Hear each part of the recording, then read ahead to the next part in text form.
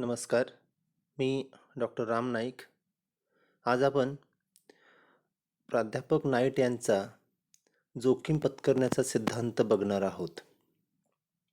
आतापर्यंत आपण उद्योजकता या टॉपिकमध्ये 3 सिद्धांत पूर्ण केलेले आहेत.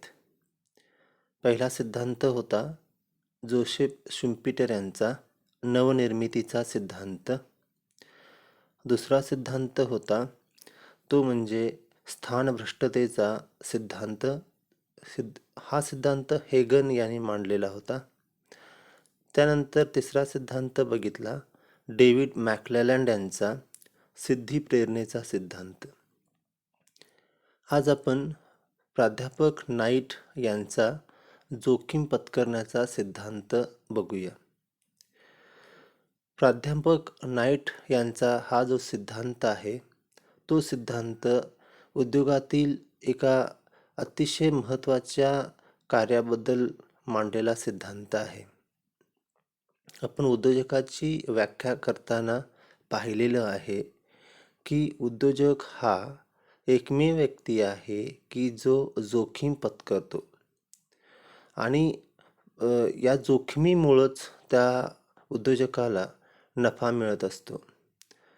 जर जोखीमच नसेल तर उद्योजकाला कोणतीही भूमिका राहणार नाही. अशी काही महत्त्वाची मुद्दे आणि मोस्टली जोखमीवर भर देणारा हा सिद्धांत नाईट यांनी मांडलेला आहे. या सिद्धांतामध्ये प्रामुख्यानं जे मुख्य मुद्दे येतात त्या मुद्द्यांचा आपण आज या ठिकाणी अभ्यास करणार आहे.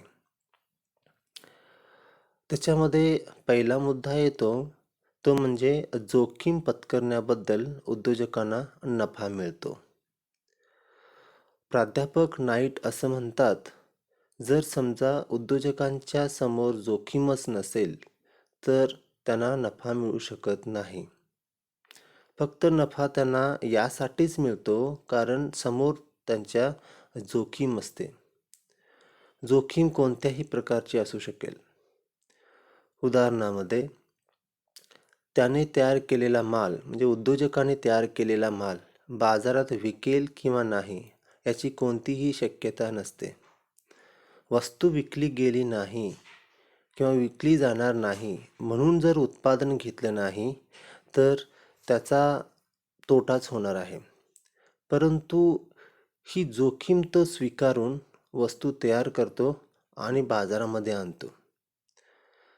किंवा काही वेळेला खर्च कमी असेल उत्पादनाचा या दृष्टिकोनातून तो उत्पादन घेतो, परंतु प्रत्यक्षात खर्च वाढू शकतो. आणि जर समजा खर्च वाढत असेल आणि त्याचा उत्पादन तो कमी केला तर त्याचाही तोटा त्याला होऊ शकतो. या सर्वांमध्ये आपल्याला एक गोष्ट लक्षात येते की प्रत्येक टप्प्यामध्ये उद्योजकाला जोखमीला सामोरं जावं लागतं. जोखीम नसेल तर त्या उद्योजकाला नफा मिळू शकत नाही. त्यानंतर दुसरा महत्त्वाचा मुद्दा त्यांनी मांडलेला आहे तो म्हणजे विविध उद्योगामध्ये वेगवेगळ्या प्रकारची जोखीम असते. जोखीम स्वीकारण्याच्या क्षमतेनुसार व प्रवृत्तीनुसार प्रत्येक उद्योगामध्ये जी जोखीम आहे ती वेगवेगळ्या प्रकारची असू शकते आणि या जोखमीबद्दल मिळणारा मोबदला सुद्धा प्रत्येक उद्योगामध्ये हा वेगवेगळा असू शकतो असं ते म्हणतात. त्यानंतर तिसऱ्या मुद्द्यामध्ये ते म्हणतात उत्पादन घटकांना मिळणारा मोबदला निश्चित स्वरूपाचा असतो. तर उद्योगामध्ये जी उत्पादनाची साधनं वापरली जातात त्या सर्व साधनांना मिळणारा मोबदला हा एक निश्चित स्वरूपाचा असतो. उदाहरणामध्ये जर समजा मशिनरी भाड्याने घेतलेली असेल तर त्याचं भाडं ठरलेलं असतं. किंवा जर समजा आपण बिल्डिंग भाड्याने घेतलं असेल तर त्याचा भाडा ठरलेला असतो. प्रत्येक गोष्टीची रक्कम अगोदरच ठरलेली असते. परंतु जोखमीची रक्कम ठरलेली नसते.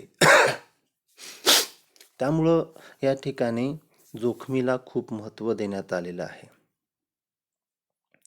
हा तिसरा मुद्दा त्याने आपल्या सिद्धांतामधून सांगितलेला आहे.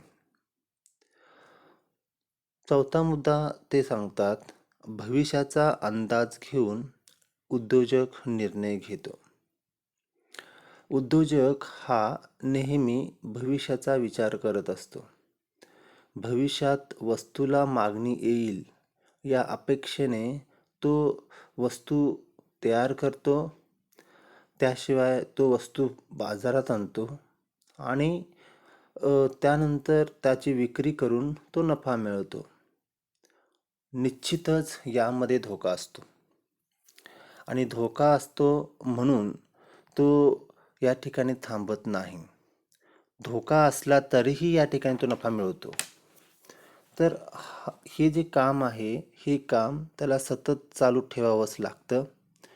त्याला ते थांबून चालत नाही, कारण त्याशिवाय त्याचा नफा हा नक्कीच वाढणार नाही आहे.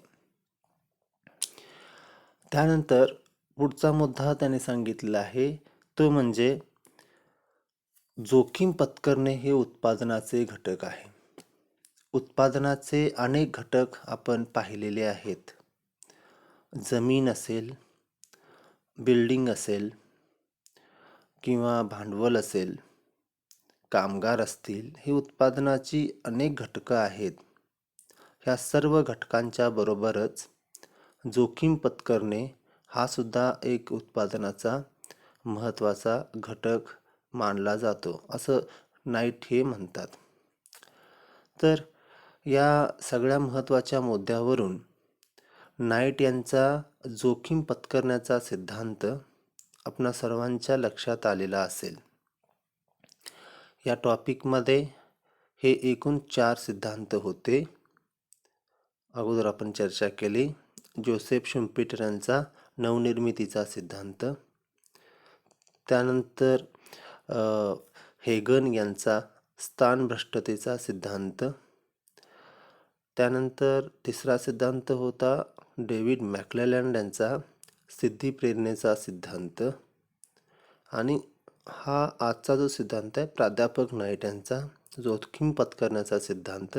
हे 4 सिद्धांत होते, ते आज आपण पूर्ण केलेले आहेत. पुढील लेक्चरमध्ये आपण उद्योजकता विकास याबद्दल चर्चा करूया. थँक्यू.